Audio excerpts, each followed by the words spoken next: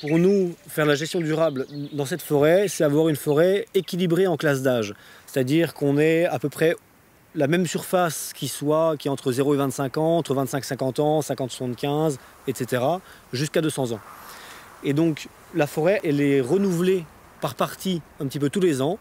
Et donc, sur les 10 000 hectares de la forêt ici, on va régénérer 40 hectares par an.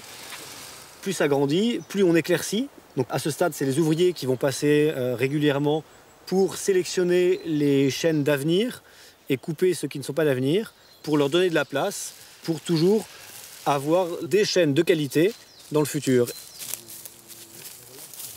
On est dans une parcelle qui a 70 ans, dans laquelle on a pratiqué une éclaircie, c'est-à-dire on a prélevé un arbre sur 4.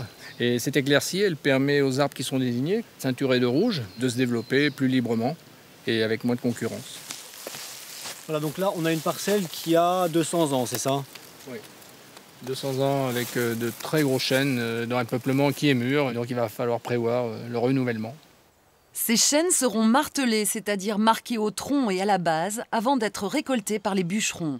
Mis en vente, ils alimenteront la filière bois. L'ONF joue un rôle primordial dans la valorisation du bois.